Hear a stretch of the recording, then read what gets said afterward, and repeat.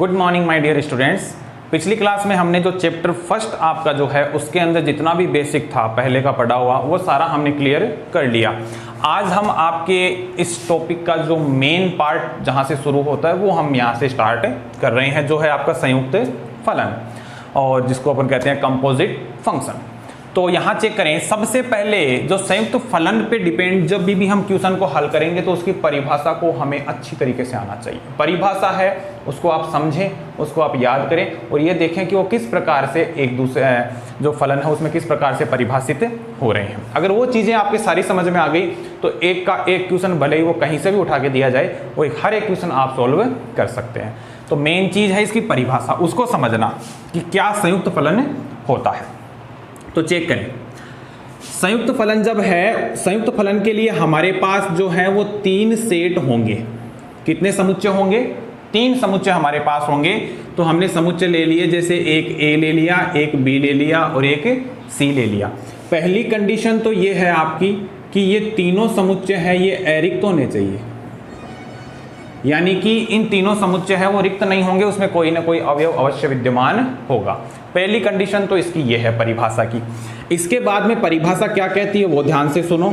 आपके पास तीन सेट रहेंगे,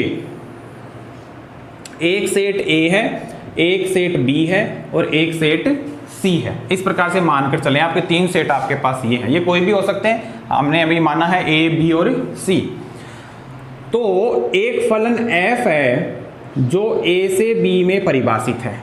एक फलन है एफ, एक प्रतिचित्रण एफ है जो ए से बी में परिभाषित है, और एक दूसरा फलन है बी जी जो कि बी से सी में परिभाषित है। क्लियर है?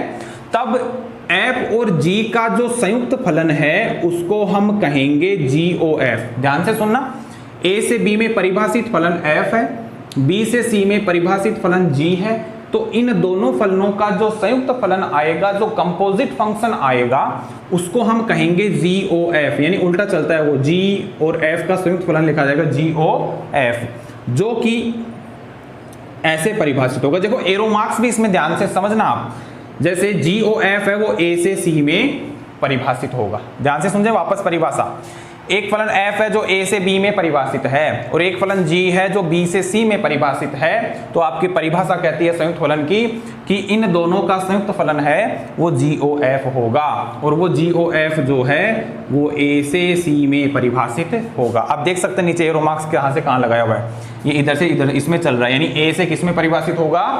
c में परिभाषित होगा। अब इनके अवयवों को देखें, a समुच्चय के अंदर भी कोई ना कोई अवयव रहेगा, कितने भी हो सकते हैं, बी के अंदर भी अवयव रहेंगे और सी के अंदर भी अवयव रहेंगे।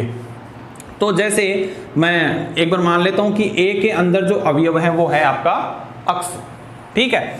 अब वो अक्ष अवयव है वो इसके अंदर किसी न किसी अवयव से संबंधित रहेगा। अब वो जो अवयव से संबंधित रहेगा उसको मैं लिख सकता हूं, भाई ये एफ है, ये अक्ष है, तो उसको मैं लिख सकता हूं एफ अक्ष। देखो समझना, यहां जो अवयव होगा उसका एफ प्रतिबिंब होगा, ये प्रतिबिंब बोला जाता है एफ प्रतिबिंब। भाई एफ से परिभाषित है तो यहाँ अक्ष था तो ये बन गया एफ अक्ष। अब ये एफ अक्ष है, ये इस अक्ष का तो है प्रतिबिंब, क्या है इसका? प्रतिबिंब। और इस समुच्चय बी का है ये अवयव। समुच्चय बी का क्या हो गया? अवयव, क्योंकि ये सेट बी का अवयव हो गया, इसमें संबंधित है, ये बी का अवयव हो गया। अब आगे चलें, ये इससे इसमें संबंधित होगा, लेकिन कौन से फलन से संबंधित है? जी से, क्योंकि अब इसमें कौन सा फलन परिभाषित है? जी परिभाषित है, और इसमें ये एफ अक्ष क्या है? बी का अवयव है।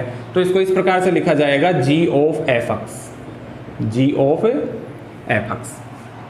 क्लियर है? इसको समझ लेना, यहां कोई अवयव अक्ष था जो यहां परिभाषित हुआ एफ अक्ष के द्वारा, क्योंकि फलन एफ था, और यहां जी है तो इसको लिखा जाएगा GF अक्ष। ठीक है। अब इसके लिए देखो परिभाषा क्या कहती है वो ध्यान से सुनो। परिभाषा देखो क्या है, एक फलन f है जो a से b में परिभाषित है, और एक दूसरा फलन g है जो b से c में परिभाषित है। तब इन दोनों का जो संयुक्त फलन होगा, जो कंपोजिट फंक्शन होगा, उसको हम लिखेंगे GOF। उसको हम क्या लिखेंगे? GOF। और वो GOF जो है वो a से c में परिभाषित होगा, ठीक है, और a से c में परिभाषित होगा। अब यहां देखें आप कि उसको लिखने का तरीका क्या होगा, तो ये तो इसका ग्राफिकल रूप में मैंने परिभाषा बताई है आपको, ये एक परिभाषा इसकी ये हो गई। इसका सेकंड और देखो, अगर इससे संबंधित सवाल जब हमारे पास आएंगे कि कोई फलन आपको इस प्रकार से दिया हुआ रहेगा कि उसमें आप संयुक्त फलन ज्ञात करो, GOF का मान ज्ञात करो, FOG का मान ज्ञात करो, GOG का मान ज्ञात करो, यानी जिन भी दो फलनों के आपको संयुक्त फलन ज्ञात करवाए तो उसको हम किस प्रकार से हल करें, तो उसकी एक परिभाषा और है। वो देखें परिभाषा क्या है कि आपके पास अगर इसमें GOF परिभाषित करवाता है, GOF, और किसके लिए करवाएगा, अक्ष अवयव के लिए, और अक्ष अवयव किसका होगा, समुच्चय A का अवयव होगा, तो उसको आपको किस प्रकार से लिखना है। जैसे G(f) इंटू अक्ष ये आ गया, तो उसको ऐसे लिखेंगे, देखो G को एक बार इधर रखेंगे और ये आगे वाला फलन क्या हो गया, F अक्ष, क्या हो गया, F अक्ष, इस प्रकार से उसको रखा जाएगा।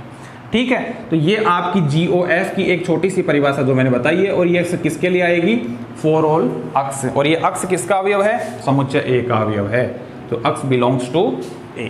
इस प्रकार से इस परिभाषा को लिखा जाएगा, संयुक्त फलन की परिभाषा के थ्रू समझें आप कि एग्जाम्पल जैसे आपका ये दे रखा है कि आपके पास कोई समुच्चय A है जिसके अंदर अवयव है 1, 2 और 3, ठीक है, और एक समुच्चय B है जिसमें अवयव हैं आपके पास 4 और 5। आपको कुल 3 समुच्चय यहाँ पे दिए हुए आएंगे जब आपको संयुक्त फलन निकलवाएगा। इसमें अवयव हो गए जैसे 6, 7 और 8, ठीक है। इसके अलावा आपको इसमें ये दिया हुआ रहेगा कि F1 है उसका मान जैसे 4 है, F2 है उसका मान जैसे 4 है, और F3 है उसका मान 5 है। इसके अलावा आपको ये कहेगा कि G4 है उसका मान जैसे 6 है, और G5 है उसका मान 7 है। तब आपको ये पूछेगा कि उसमें GOF है उसका मान आप ज्ञात करो। संयुक्त फलन हो गया, संयुक्त फलन GOF का मान ज्ञात करो। जब आपको A, B, C तीनों समुच्चय दिए हुए रहेंगे और F1, F2, F3, G4, G5 इस प्रकार से कुछ फलनों के मान दिए हुए रहेंगे। जैसे F1 पे मान 4 है, F2 पे मान भी 4 है, F3 पे 5 मान है, G4 पे 6 है, G5 पे 7 है। तो हम इसका GOF कैसे ज्ञात करें, ये परिभाषा इसको याद रखें आप, ये परिभाषा, बस ये परिभाषा आपके याद रहेगी तो आप सभी क्वेश्चन को हल कर पाएंगे। ध्यान देना क्या है ये GOF, हमें GOF फाइंड करना है, और GOF किसके लिए होता है, अक्ष के लिए फाइंड होता है, और अक्ष क्या है, समुच्चय A का अवयव है। अब यहाँ पे तो समुच्चय A में अक्ष ही था, लेकिन यहाँ पे आप देखें समुच्चय A में कितने अवयव हैं, तो आप देख पा रहे हैं समुच्चय A में यहाँ पे 3 अवयव हैं, 1, 2 और 3। तो GOF जब निकाला जाएगा तो वो अक्ष उसमें समुच्चय A के सभी अवयवों के लिए निकलेगा। कैसे निकलेगा, ध्यान से देखें, हमें यहाँ पे निकालना है सब GOF, और सबसे पहले किसका निकलेगा, 1 का। GOF किसका निकालना है, 1 का निकालना है। तो परिभाषा से इसको क्या लिख सकते हैं, GOF ऑफ अक्ष, इसको लिख सकते हैं G बाहर रहेगा, अंदर रहेगा F अक्ष, तो यहाँ हो जाएगा ये G और अंदर रहेगा F1। चेक करते रहे F1। अब F1 का कुछ कोई ना कोई मान होगा, भाई F फलन है, 1 पे मान देखना है, कितना दिया हुआ है, 4 दिया हुआ है, तो यहाँ पे मैं F1 की जगह क्या रख दूंगा, F1, इसकी जगह मैंने क्या रख दिया, 4, क्योंकि आपको प्रश्न में दिया हुआ है। क्लियर है, आगे चलो। अब ये बन गया G4। अब आपको G फलन का मान चाहिए 4 के ऊपर, कितना आ रहा है, देखो G4 का मान कितना है, 6, सब कुछ दिया हुआ है, तो इसका मान क्या आ गया, 6 आ गया। इसका मतलब ये हुआ कि GOF1 जो है उसका मान है आपके पास 6। अब मैंने यहाँ पे बताया था, चेक करो कि GOF जो है वो A से C में परिभाषित होता है, ठीक है। तो यहाँ पे देखो GOF जो है मैंने यहाँ पे अवयव क्या लिया, 1 लिया।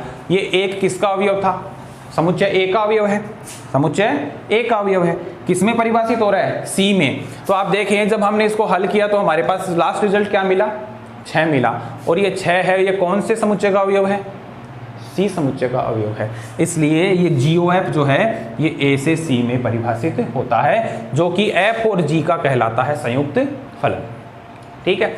अब ये मान आपको सारे अवयवों के लिए लेने हैं जो समुच्चय A है, तो अब मान किस पे निकालेंगे, 2 पे निकालेंगे। इसको इसी परिभाषा से क्या लिख सकते हैं अपन, G ऑफ F2।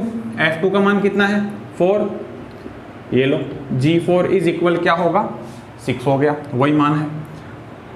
आगे निकालो G ऑफ F ऑफ 3, जो आपको निकलेगा g of F3 is equal, ध्यान से देखें F3 का मान कितना है, F3 का मान है 5, तो ये हो गया आपका G5 और G5 का मान कितना है 7, ये लो। तो क्या आपने समुच्चय A के सभी अवयवों के लिए G ऑफ F निकाल लिया? बिल्कुल निकल गया। इसका मतलब आप ये देखें यहाँ पे कि G ऑफ F जो है उसके अंदर जो मान हमारे पास आ रहे हैं वो आ रहे हैं 6, 6 और 7, और यहाँ कौन कौन से मान थे 1, 2 और 3। तो G ऑफ F के अंदर जब हम इसके अवयवों को लिखेंगे कि 1 का संबंध 6 से है, 2 का संबंध भी 6 से है और 3 का संबंध है वो 7 से है। तो इस प्रकार से निकालेंगे आप G ऑफ F। तो इस प्रकार से आप किसी भी फलन का संयुक्त फलन है वो ज्ञात कर सकते हैं। अब इसमें परिभाषा में एक छोटी सी चीज आती है, वो आपको ध्यान रखनी जरूरी है, नोट। क्या है वो नोट, ध्यान से समझें। आपके पास यहां जो अवयव आएंगे, जैसे ये इसी एग्जाम्पल के आधार पर मैं समझाने की कोशिश करूंगा कि जैसे इसको मैं आपको ग्राफिकल रूप में लिखूं, जो मैंने अभी आपको एग्जाम्पल सोल्व करवाया है कि यहाँ पे A है, यहाँ पे B है, यहाँ पे C है। A में अवयव क्या क्या थे 1, 2, 3, B में अवयव क्या क्या है 4 और 5, और C में अवयव क्या क्या है 6, 7, 8। आपने देखा F1 का मान 4 से संबंध रखता है, यानी ये A से B में परिभाषित फलन F है और B से C में परिभाषित फलन G है। तो आप ये देखें कि 1 का संबंध है वो 4 से है, फिर F2 का मान भी 4 है, 2 का संबंध भी 4 से है, F3 है उसका मान 5 है, यानी 3 का संबंध है वो 5 से है। ये फलन है, देख सकते हैं आप, ये बिल्कुल फलन है। एक तो ग्रेटर देन बन रहा है, एक सीधा संबंध हो रहा है, कोई दिक्कत नहीं है। A के सभी अवयवों का संबंध इसमें B में आ रहा है, B से किसी न किसी अद्वितीय अवयव से कनेक्ट है, तो ये एक फलन होता है।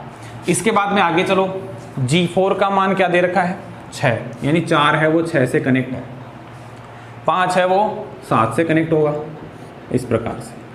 तो यहाँ पे आप देख पा रहे हैं कि B के भी सारे के सारे अवयव हैं वो C के किसी न किसी अद्वितीय अवयव से कनेक्ट है। इसका मतलब ये भी एक फलन है।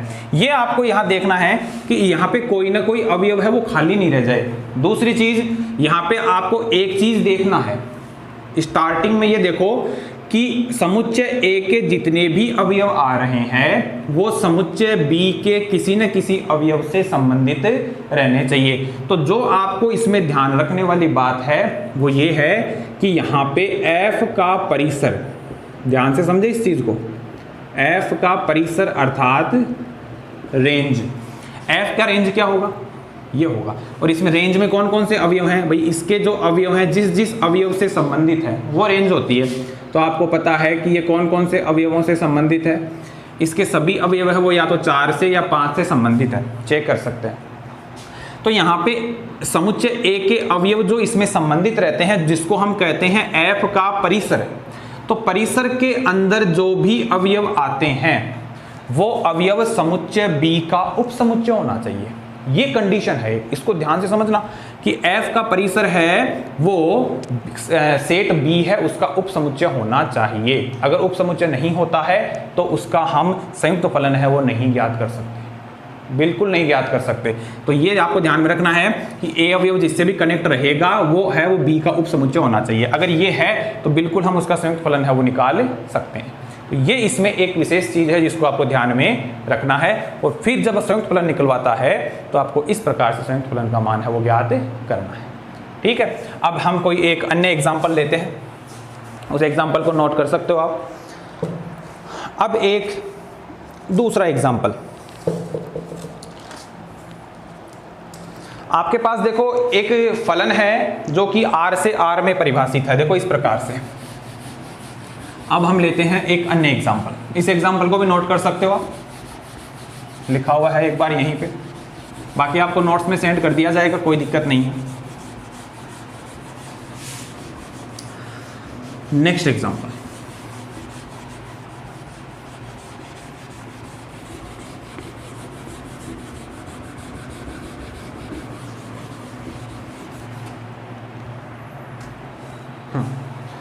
अब हम करते हैं एक नेक्स्ट एग्जांपल। ये एग्जांपल है, ये आपको ये कह रहा है कि आपके पास एक फलन है f जो कि वास्तविक संख्याओं के समुच्चय से वास्तविक संख्याओं के समुच्चय में ही परिभाषित है, यानी r से r में ही परिभाषित है।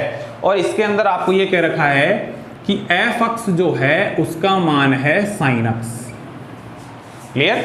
और इसके अलावा आपको ये बता रखा है कि g भी एक फलन है, वो भी r से r में ही परिभाषित है। और इसके लिए आपको ये कह रखा है कि आप फाइंड कीजिए, जी एक्स इज इक्वल आपको दे रखा है अक्स स्क्वायर। तब आपको इसमें क्या क्या फाइंड करने हैं, ध्यान से सुनो।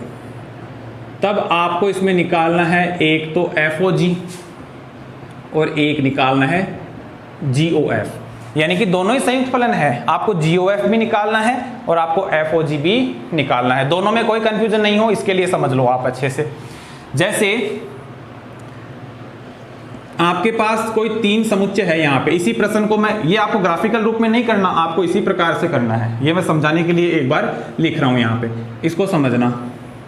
जैसे तीनों ही आर आर आर इस प्रकार से है, तो ये तीनों ही समुच्चय है, ये क्या है, आर आर आर। अब आर से आर में परिभाषित फलन है आपका एफ, ये रहा, और इस आर से इस आर में परिभाषित फलन है वो है आपका जी। क्लियर है?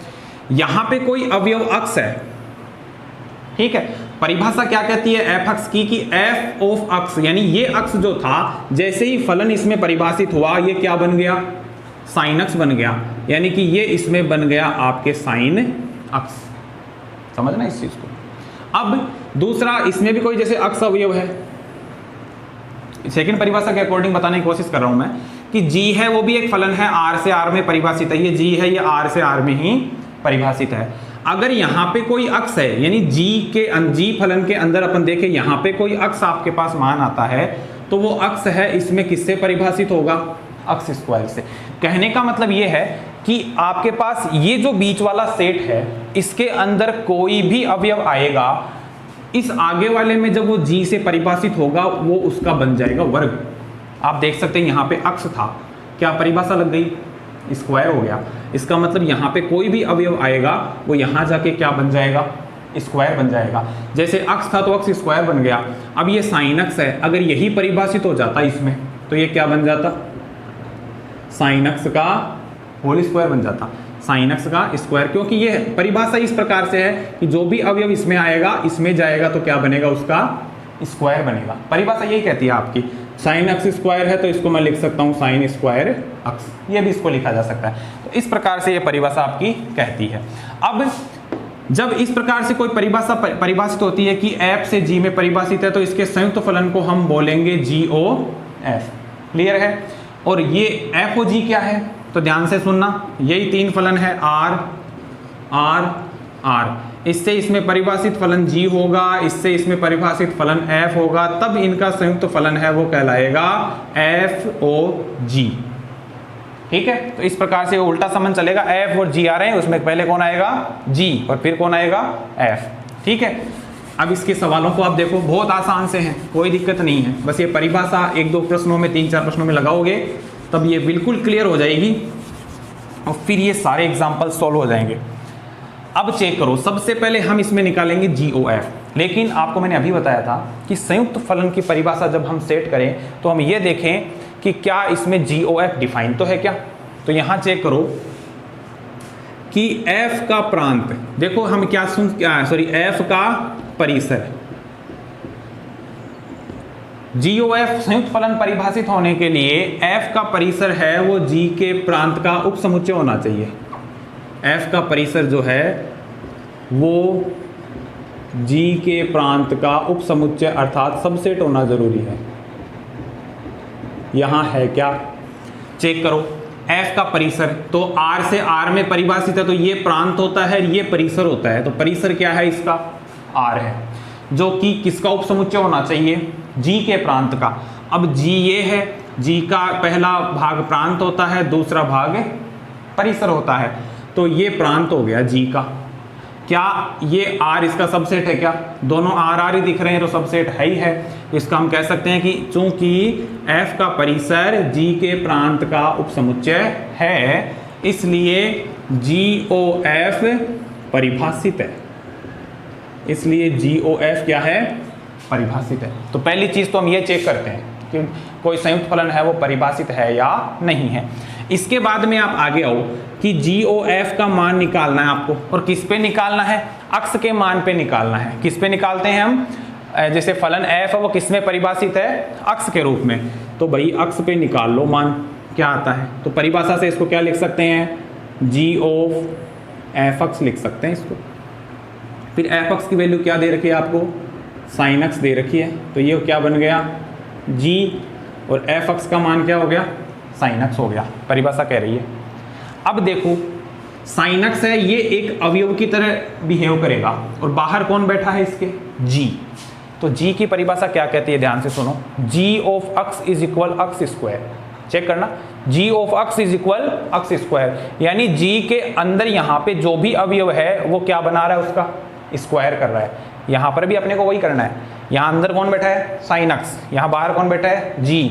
तो g की डेफिनेशन क्या कहती है कि अंदर जो भी अवयव है उसका g क्या करेगा, स्क्वायर करेगा। तो इसका स्क्वायर कर दिया तो हमारे पास आ जाएगा साइन स्क्वायर अक्ष। ये आ गई इक्वेशन नंबर फर्स्ट। क्लियर है। अब चेक करो, अब आपको निकालना है FOG। तो FOG ऑफ अक्ष इज इक्वल, इसको भी परिभाषा की तरह लिखेंगे तो क्या लिख सकते हैं, F ऑफ जी अक्ष। देखो यहाँ पे पहले F था तो F अक्ष को अंदर ले लिया, यहाँ पहले कौन आ रहा है, G, तो हमने G अक्ष को अंदर ले लिया, F को बाहर ले लिया। अब चेक करो क्या बनता है, F बाहर आ रहा है, G अक्ष का मान देखो। अब सबसे पहले G अक्ष इज इक्वल अक्ष स्क्वायर, G अक्ष इज इक्वल अक्ष स्क्वायर। क्लियर है, G अक्ष की परिभाषा लग गई यहाँ पे। चलो G अक्ष का मान आपने रख दिया। अब देखो, अब यहाँ पे अंदर है अक्ष स्क्वायर, ये एक अवयव की तरह रहेगा, जो भी यहाँ पे मान आएगा एक अवयव की तरह रहेगा, और बाहर कौन आ रहा है, F। तो F की परिभाषा देखो, F ऑफ अक्ष इज इक्वल साइन अक्ष। इट मीन्स अगर अंदर कोई भी अवयव है जिस पर f फलन परिभाषित हो रहा है तो उसका जो मान है वो अक्ष का साइन के साथ में अक्ष का साइन फलन आता है, यानी कि वो साइन अक्ष में कन्वर्ट हो जाता है। साइन तो आएगा ही आएगा, और साथ में कोण कौन सा आ रहा है, जो यहाँ दिया हुआ है वही कोण एज इट इज आ रहा है। देख रहे हैं आप। तो यहाँ पे देखो क्या होगा, f की परिभाषा होगी तो साइन तो आएगा ही आएगा, और यहाँ पे कौन सा कोण आएगा, जो यहाँ पे है। तो यहाँ क्या है, अक्ष स्क्वायर। तो यहाँ पे क्या है, अक्ष स्क्वायर। ये है इक्वेशन नंबर सेकंड। क्या इक्वेशन फर्स्ट और सेकंड सेम है? बिल्कुल नहीं है, क्योंकि यहाँ पे देखो साइन स्क्वायर अक्ष आ रहा है और यहाँ पे साइन अक्ष स्क्वायर आ रहा है, यानी यहाँ पे केवल कोण का स्क्वायर हो रहा है, जबकि यहाँ पे पूरे साइन अक्ष का ही स्क्वायर है। ये दोनों आपस में बराबर नहीं है। तो अपन यहाँ पे लिख सकते हैं कि equation first and second implies, यानी एक समीकरण 1 व 2 से हम देख पा रहे हैं कि यहाँ पे FOG जो है और GOF जो है ये दोनों आपस में बराबर नहीं है। ठीक है, तो इस प्रकार से आपको इन प्रश्नों को सोल्व करना है। अब मैंने एक संख्यात्मक वाला क्वेश्चन भी बता दिया है और एक इस प्रकार से परिभाषाओं का भी इसमें बता दिया है। तो आपको इसी प्रकार से जो क्वेश्चन है उसको सोल्व करने का प्रयास करना है और परिभाषा को अच्छी तरीके से याद करना है, और इससे संबंधित जो भी नोट्स हैं वो सारे आपको आज ग्रुप में सेंड कर दिए जाएंगे। तो आज की क्लास में बस इतना ही। Thank you.